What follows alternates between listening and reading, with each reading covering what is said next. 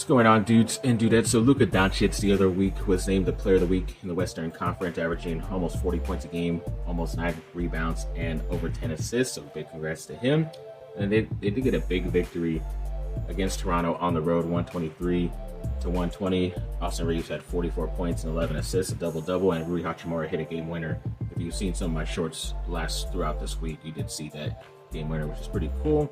And then their next road game, they defeated 76ers 112-108, and Luka had 31 points, 15 rebounds, 11 assists. He finally returned back after the birth of his second child, which is pretty great for him. And then LeBron stepped up, especially in that fourth quarter. He had 29 points in the end, and he now has the second most wins in NBA history, 1,015, which is pretty insane. I don't know who is first, but either way, big congrats to him. And then in their next game, they lost at home, I think it was at home, 119-132 against the Spurs, and that was an NBA Cup game, so now they're kicked out, so they just got to play one less game, so they don't mind that. They still play this Sunday, I believe.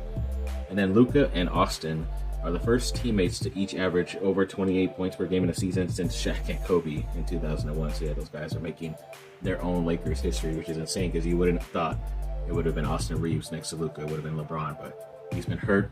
And of course now Austin Reeves is the 1-2 punch, which is really cool. And then when it comes to Justin Herbert, looks like his career passing yards are over guys that were selected around him in a similar draft. Like he's ahead of Joe Burrow, Tua Tagovailoa, Jalen Hurts, Jordan Love. But you know, Hurts at least won a Super Bowl championship, who was the guy I liked in that same draft as him, and he's been to another Super Bowl. Joe Burrow has been to a Super Bowl and lost.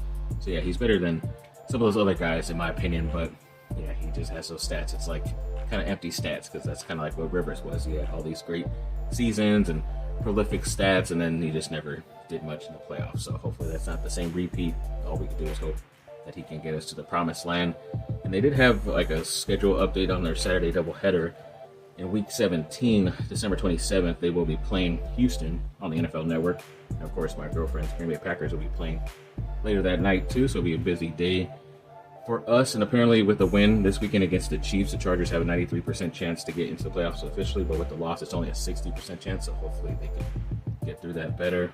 And then, yeah, sadly, we did lose Eldon Campbell, an ex-Laker, the other day, which sucks because I remember when he was playing with that early Kobe and Shaq days in the late 90s, or like early 2000s too. I don't know if he stayed for some of the championships, but I believe he did win a championship with Detroit in that year against the Lakers. So yeah, it sucks to see him go. Definitely remember him playing with like the Nick Van Exel, Eddie Jones, late 90s days with the Lakers. So yeah, tough to hear, but may he rest in peace.